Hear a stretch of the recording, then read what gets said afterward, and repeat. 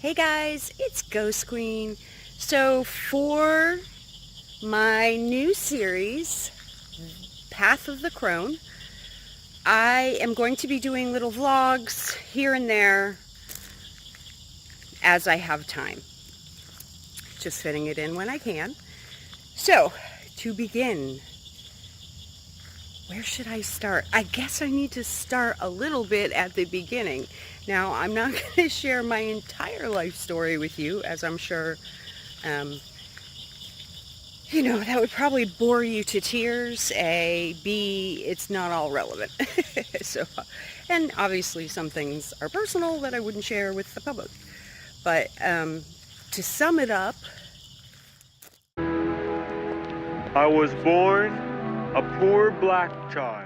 and if you don't know that reference, then you're not a crone. You're not even close. Just kidding. Not everyone, I'm sure, has seen that. That is from a movie called The Jerk that I used to love when I was a kid. Thought it was funny, funny, funny stuff. So, love Steve Martin. I was born in Massachusetts. I grew up primarily in Massachusetts, although I summered a lot in New Hampshire on a lake up until about the age of 10. After that, I summered in Maine every year until I was an adult. My parents split when I was 5, divorced when I was 8. I had no siblings. I lived primarily with my mother, saw my father on weekends, although, I would go whole summers without seeing him.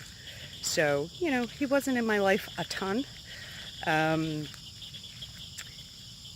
And eventually he did remarry, and I think when I was 13 years old, he had another child. So I do have a half brother. We're not close, which I don't need to go into, but my nose, I'm all stuffed up from allergies from yard work, so forgive my nasally self. Yeah, so it was just really my mother and I growing up. I was a pretty lonely kid. I was an awkward kid. I was very timid and not socially, I didn't do well socially. Now I know I had autism. I have autism. I have Asperger's. I'm very open about that now. I got diagnosed as an adult. But, I kind of always knew I was different. I didn't really fit in. Pretty much through grade school, I was just socially awkward, very timid, very scared, quiet, fearful, had a lot of problems at home, and I did have some friends throughout grade school, but not a lot. I wasn't popular or anything until I hit about the 6th grade, and then I sort of, I started I made good friends with a girl who was very popular, so she kind of got me in with that set, and, then I kind of did better after that. But, up until that point, it was pretty tough for me. Once I got into junior high school, then I kind of started getting in trouble, and getting a little wild and crazy. And I was pretty wild and crazy throughout high school, although I had phases. Like my freshman year, I was sort of a preppy. I guess it's what they called it back then. I don't know what they call it now. I was on swim team. I was wearing Izod shirts, and I felt like throughout my teenage years, I kind of tried on different personalities and seeing who I could fit in with, and kind of morphing and being kind of a chameleon. That was part of my growth and experimentation as a young adult. I found I was very good at it. I can assimilate well. But, this is probably part of the autism thing as well. Um, and the autism thing can be confusing for people. Sometimes we can come across as narcissists. I'm well aware of that. It's usually opposite the case to an extreme. But, yeah. So that was pretty much my childhood, like in a nutshell. Like I say, freshman year, I was kind of a prep. I was on swim team, my sophomore year. Then I was a cheerleader for varsity. I was a basketball varsity cheerleader. Then my junior year, that year I went to high school in Maine. I dated a guy in a band and I became like a punk rocker. That was my new thing. And then that style pretty much continued for me for quite a while. But my senior year, I moved back to Massachusetts and, completed school there. And, I think it was like the day after graduation, I split and moved to Boston on my own at the age of 17. So I was a bit of a wild child. I got married pretty young. I started dating my first husband when I was 19 and married him at the age of 22. Had my first child at 23. Second child not long thereafter. Then divorced, raised my daughters, pretty much on my own. I did remarry a second time, had 2 more children. I had my son, my only son, and that was after kind of like a big gap. So my kids are really, it's like I have 2 sets of kids that are very big gap in age. So I have 2 adult daughters now, and then I have a son and a daughter who are in their teens. So, big gap. And that marriage, I was with a guy, I guess, a total of 10 years. Married for most of it, although not all of it. And, that was just really tough. I kind of knew really fairly early on he wasn't the right guy for me, but my son was born with special needs, and it was tough. It was a tough journey, and I tried really hard to make that marriage work because I had already been a single mom. I had already raised 2 kids on my own. I knew how hard it was. I knew it was a lot of hard work. I didn't want another divorce under my belt. So I probably stayed too long, put too much effort in, but it is what it is. Yeah, and then eventually I did get divorced. And I tried to divorce him like 3 times, I think. The 3rd time stuck. And yeah, that's kind of it in a nutshell, but obviously there's, a lot more to it. A lot more to my life, I hope. So that's sort of a little bit of a beginning to the tale of my life. Being a mother is a huge part of my identity. I became a mother at the age of 23.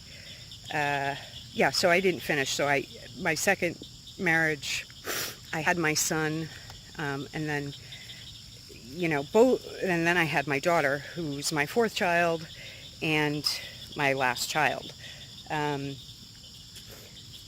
So I do have 4 children.